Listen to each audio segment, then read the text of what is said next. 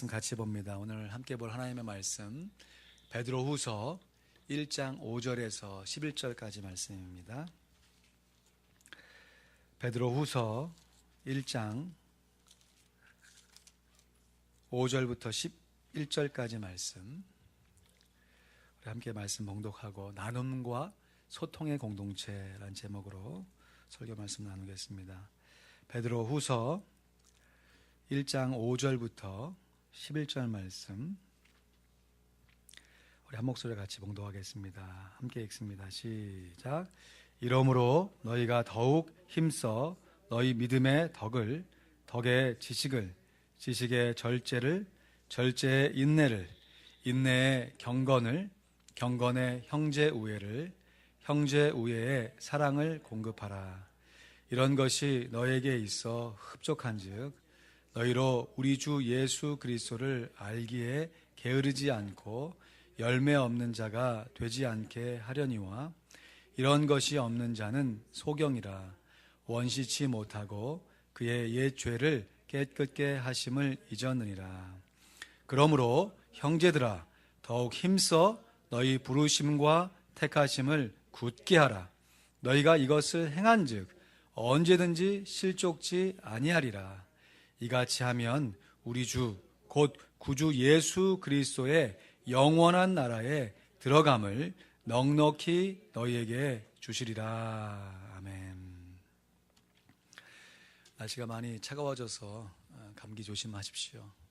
며칠간 감기로 고생했을 뿐인데도 몸이 힘드니까 이 건강의 소중함을 새삼 많이 생각하게 됐던 시간이었습니다.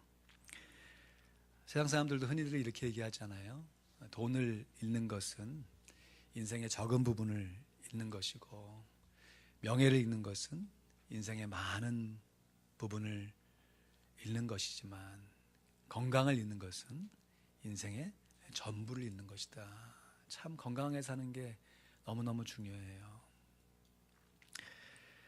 건강한 사람의 특징은 일단 혈색이 참 좋지요.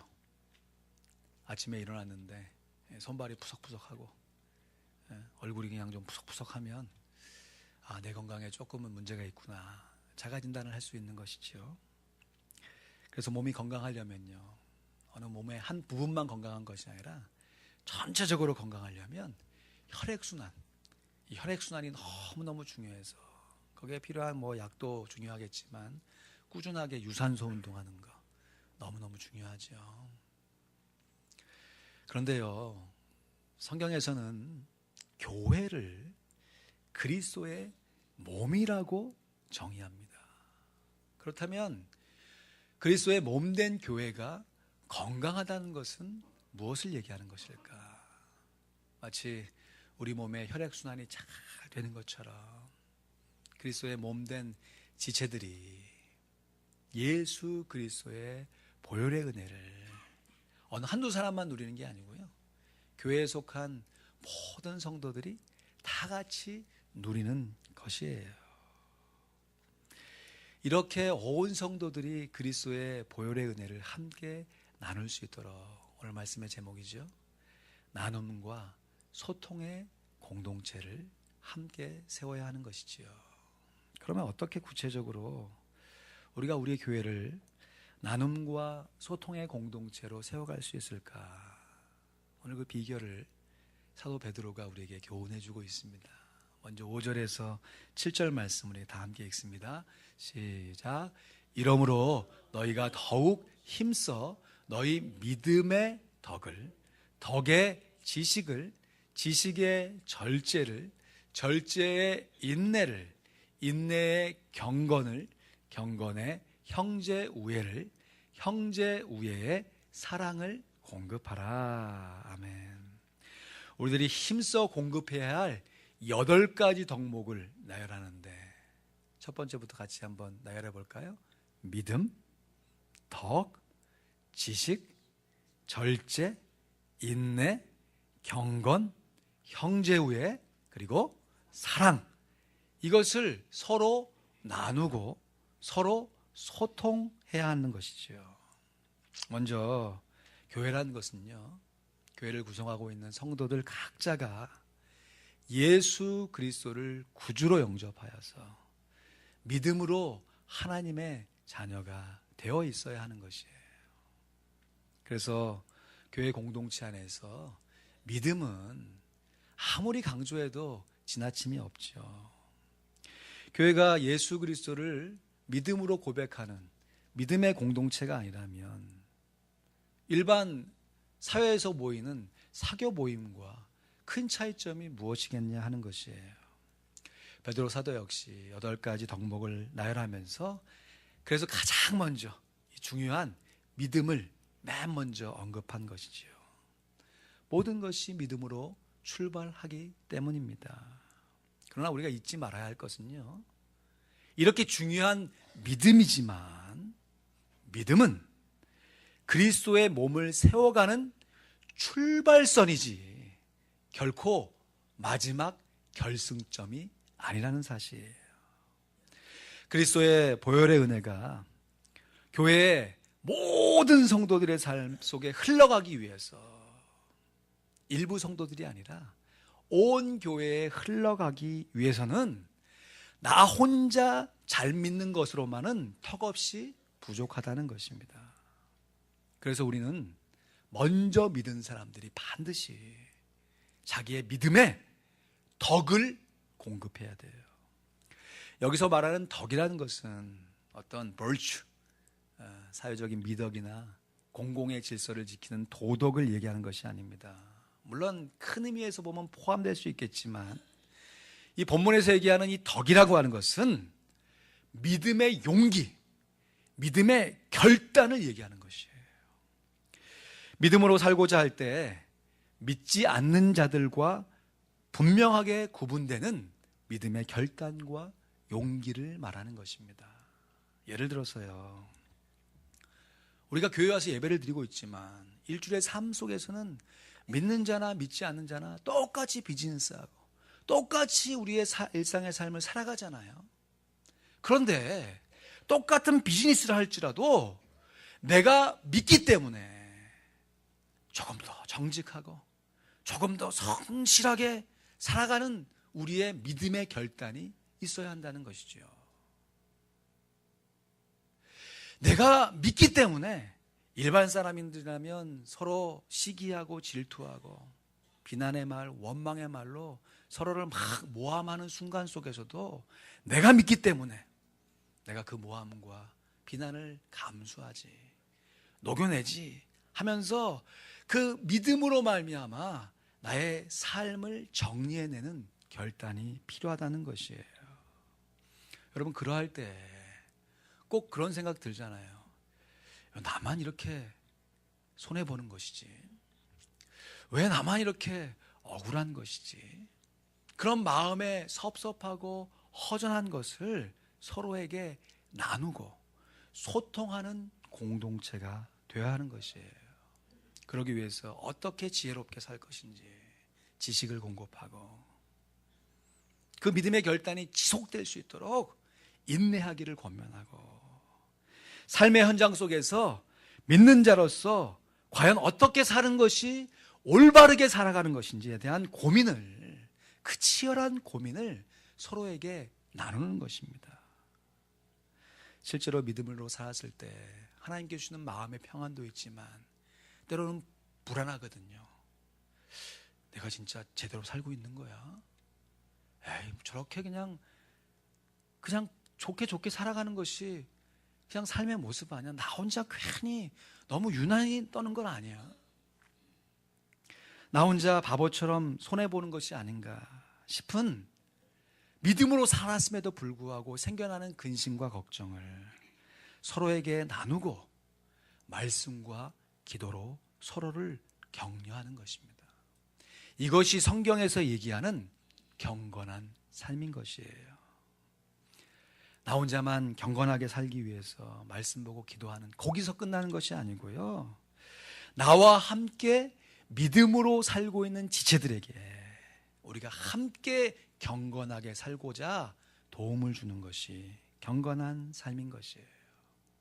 이러한 믿음의 치열한 삶의 결단과 용기 있는 실행 가운데 때로는 넘어지기도 하고 때로는 다시 세움을 입기도 하고 우리가 삶을 나누는 과정 가운데 자연스럽게 나타나는 것이 바로 형제 우애인 것입니다. 일종의 영적인 전우애인 것이에요. 동병상련이라고 그러죠. 나만 그렇게 힘든 줄 알았는데 너도 믿음으로 사는 것이 쉽지 않았구나 하면서 자기 위로도 받을 뿐만 아니라 그럴 때 자기가 극복했던 믿음의 노하우들을 함께 나누는 것이에요. 그리고 이렇게 형제 우애가 쌓여진 곳에 정말 놀라운 말씀입니다. 성삼위 하나님의 그 아가페의 사랑이요, 이 땅 가운데 교회의 공동체를 통해서 나타날 수 있게 되는 것이에요. 한마디로 나 홀로 신앙이 아닌 다 함께 신앙으로 성숙해 가는 것입니다. 한 해를 되돌아보면서 오늘 말씀을 묵상하며 나는 과연 우리 교회를 목회하면서 우리 교회를 이러한 나눔과 소통에 있는 공동체로 세워왔는가 질문을 하지 않을 수가 없었어요.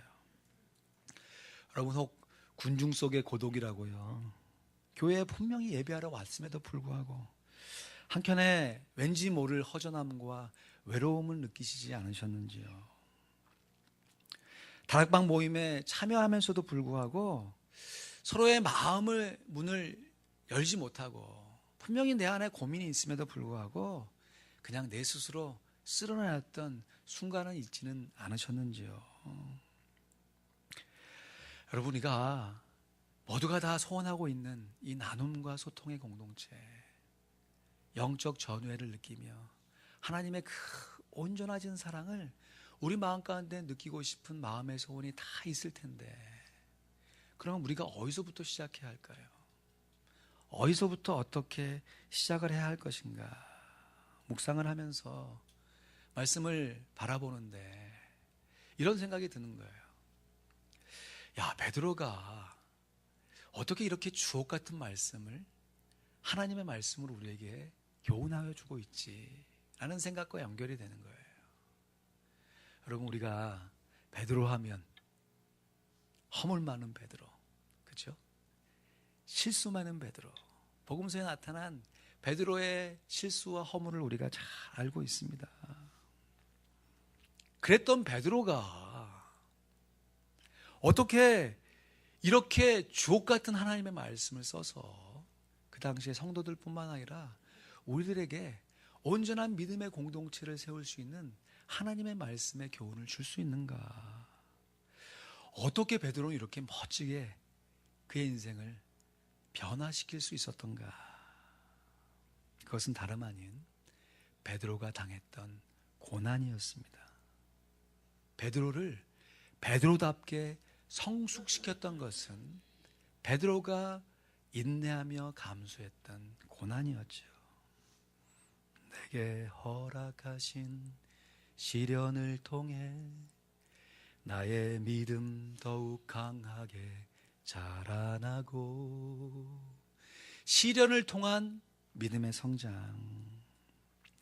여러분, 지금 베드로 사도가 베드로 전후서를 보낸 수신 교회들은 예수 믿는다는 그 한 가지 이유만으로 순교를 당해야 했던, 그래서 지하에 숨어서 자기들끼리 따로 모여서 살아갈 수밖에 없는, 참으로 예수 믿기 어려운 상황 속에 살던 교회의 성도들이었습니다.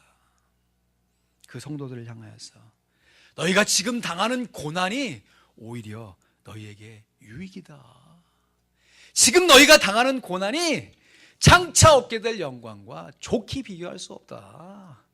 베드로 사도가 그 고난의 현장 가운데서 믿음으로 하나님의 사랑을 선포했다는 것이죠.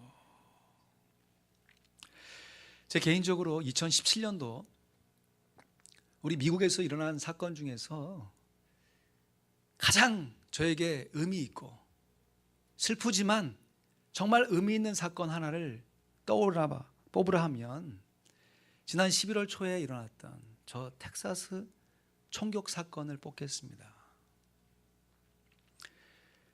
함께 모여 사는 주민이 600여 명밖에 안 돼요. 정말 작은 시골 도시예요. 거기에 한 60여 명 되는 성도들이 주일에 예배하러 모였습니다. 그런데 느닷없이 한 괴한이 무장하여서 총을 쏘기 시작해서 그 현장에서 죽은 사람이 무려 26명이나 돼요.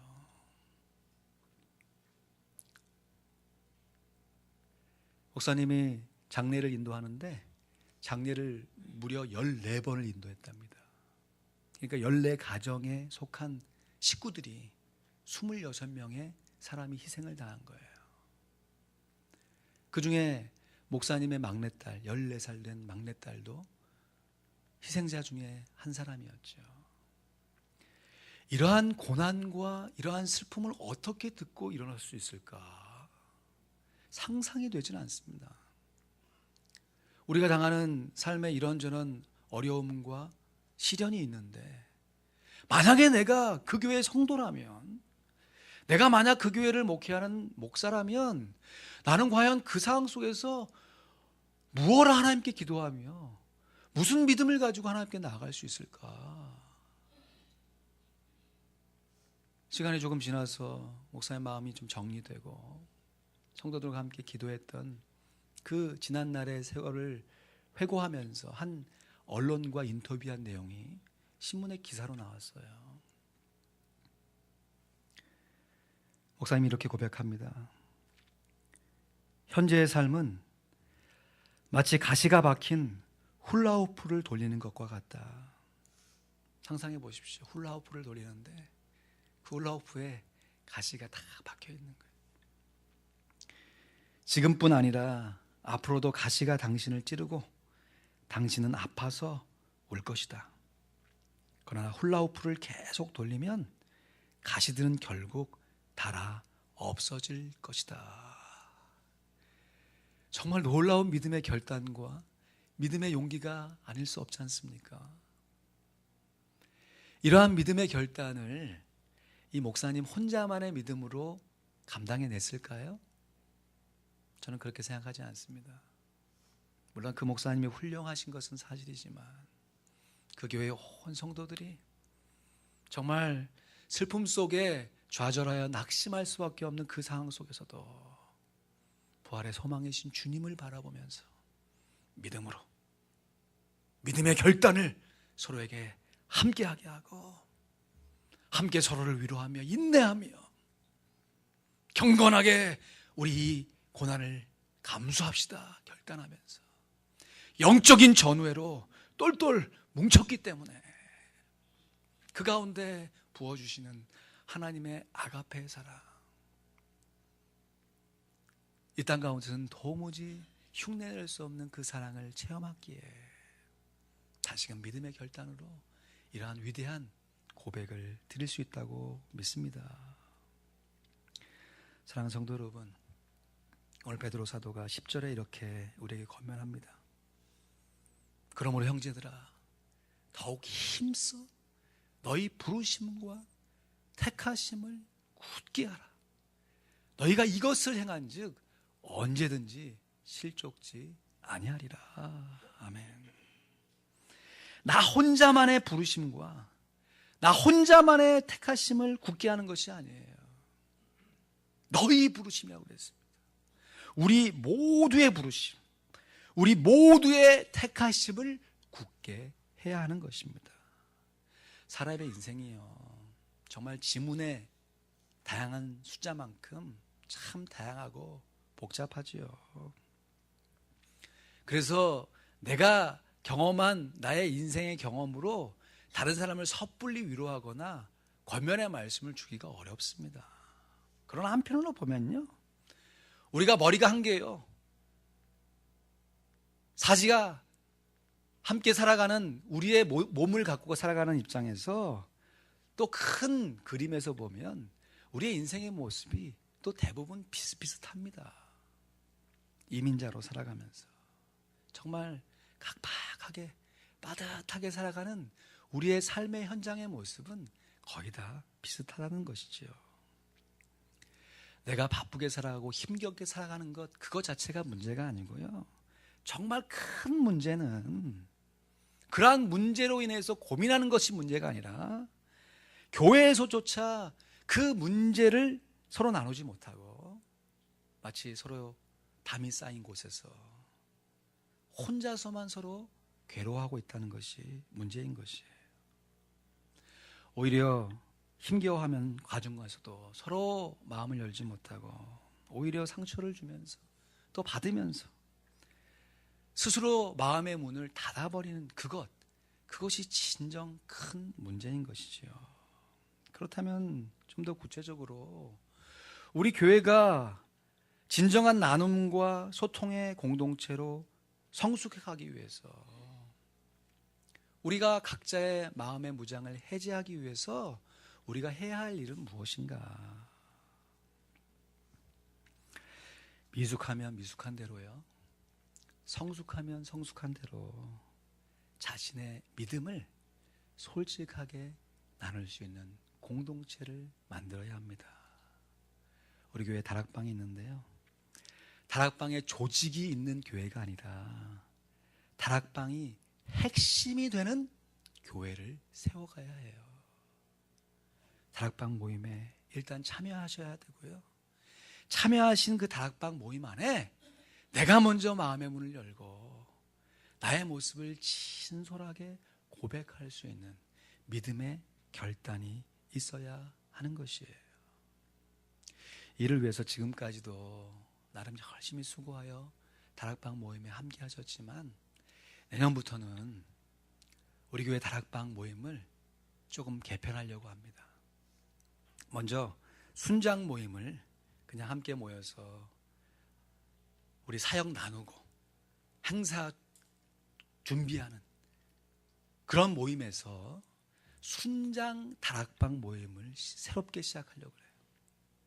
지금까지는 우리 순장님들 대부분 남자들이신데 함께 모여가지고 성도들의 사정 살피고 교회에 필요한 일들을 함께 돌봤는데 이제는 가족들이 함께 다 모여가지고 여러분 다락방 모임 하는 것처럼 순장 다락방 모임을 하는 거예요. 그래서 거기서 순장들이 먼저 자신의 마음의 문을 활짝 열고 말씀으로 함께 서로를 권면하고 거기서 얻는 영적인 힘을 가지고 여러분 각자의 다락방에 가서 그대로 다락방을 인도하는 것입니다. 그래서 지금 매주마다 설교 나눔지 이렇게 나눠드렸는데 이제 한 달에 한 번만 만들려고 그래요. 다락방 모임할 때 찬송도 들어가 있고 그 안에 내용들, 기도 제목들 다 함께 만들어서 다락방 인도 매뉴얼을 딱 만들려고 그래요. 그래서 다락방 모이는 성도들이 그 순서에 맞추어서 자기의 마음을 활짝 열고 서로 교제할 수 있는 모임을 함께 만들어가기 원합니다. 특별히 우리 젊은 가정들이요. 지금 각 다락방에 속해 있는데 편성은 그렇게 돼 있지만 따로 우리 젊은 가정들 함께 모이는 다락방을 만들어서 아이들 키우는 노하우도 함께 나누고요.